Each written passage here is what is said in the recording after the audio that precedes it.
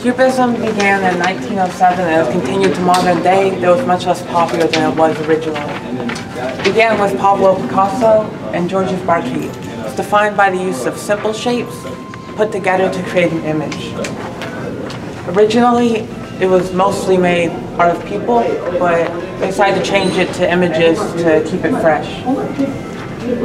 Cubism's unique way of making art broke many traditional art rules and led to the creation of several new, more abstract art forms such as futurism, abstract expressionism, and constructivism.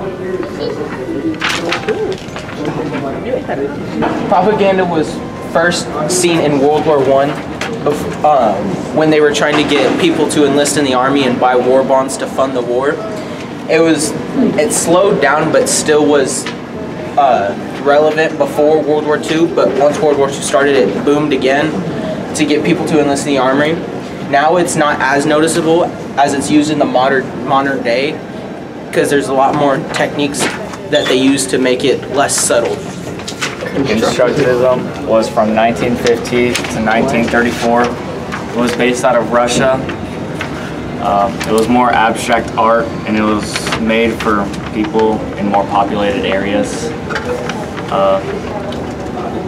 It was for people who wanted more aesthetically pleasing art, and it was made with like shapes and that type of stuff. And it was based out of Russia. I've already said that. Russia! But that's it. Thank you. Write it. Okay, constructivism, contrary to popular belief, is actually from 1919 to 1934. And it is an art form that is tied deeply to communism. You can identify it through its strong use of shapes and colors and bold designs. It was mainly in the USSR, and it was influential on graphic design because it spread the utilitarian use of typography. So it's like straight letters and clearly readable. And the Stenberg brothers were thought to have kickstarted the popularity of film posters and that kind of look, and just the genre as a whole. Art Deco is a style inspired by Cubism. It was popularized in the 1920s. However, it was originated in France in 1858. Named Art Decoratif, which means decorative arts in French. It flourished in the US and Europe in the 1920s before the First World War, as told here. It's a unique art style. It uses simplistic lines, a simplistic gold and black or darkened color palette. It uses some very, very rich materials like silver, gold, jade, obsidian. It's a symbol of wealth, shown by its golden trims and extravagant style.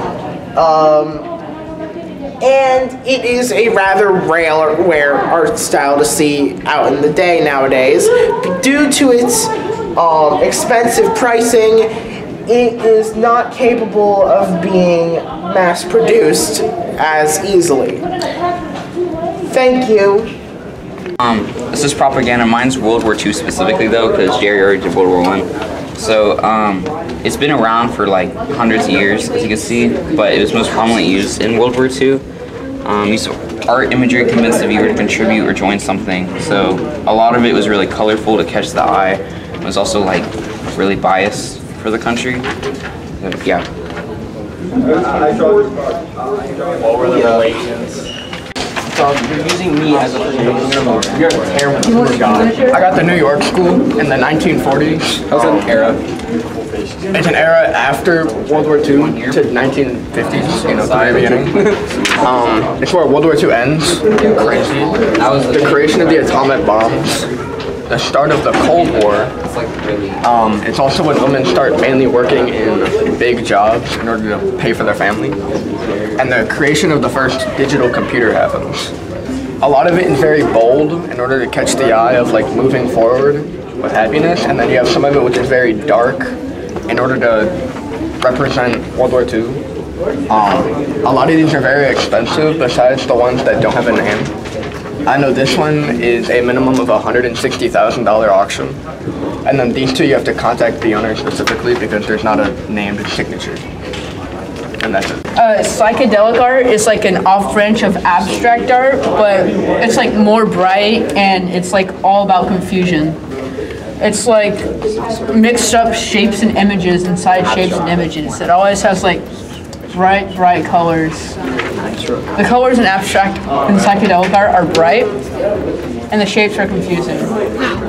It's not supposed to have a meaning besides being confusing and having bright colors. What are the relations? Abstract art. So the Swiss style was popular between 1950 and 1960. It incorporated like basic shapes and a lot of text. And usually the text was arranged very uniquely compared to other art styles. And it's a very flexible style.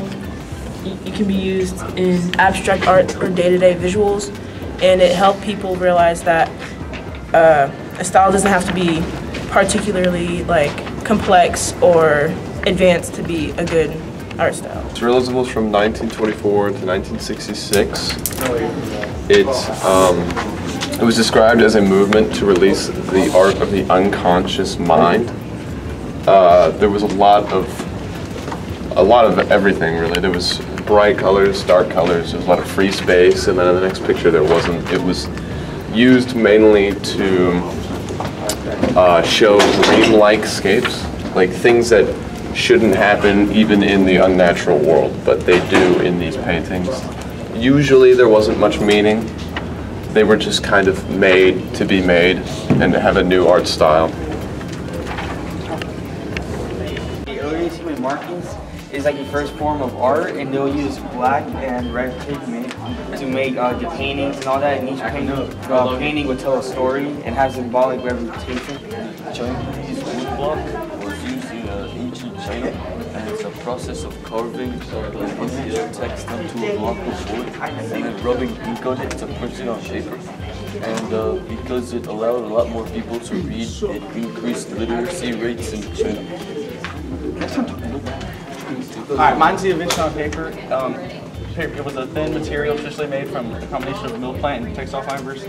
And then it was brought to Europe and then replaced by animal skin, and that's what made it. And then it was invented in 105 AD and by a Chinese man. And then that affected the invention of faster printing and more like efficient systems. And that's the artwork.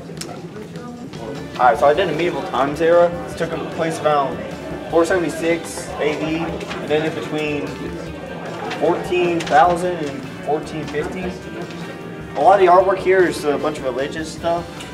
For example, like this thing is supposed to be a kind of cathedral, and then a lot of it's just religious artwork.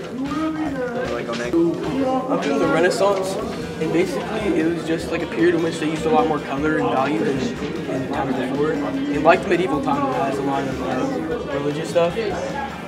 That's whenever the Mona Lisa was made too.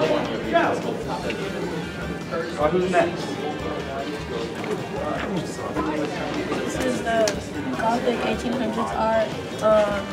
They use like realism and Romanesque art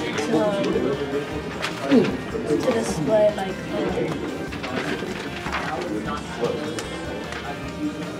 realistic rendering and like more complex like perspective and poses, and they use darker colors.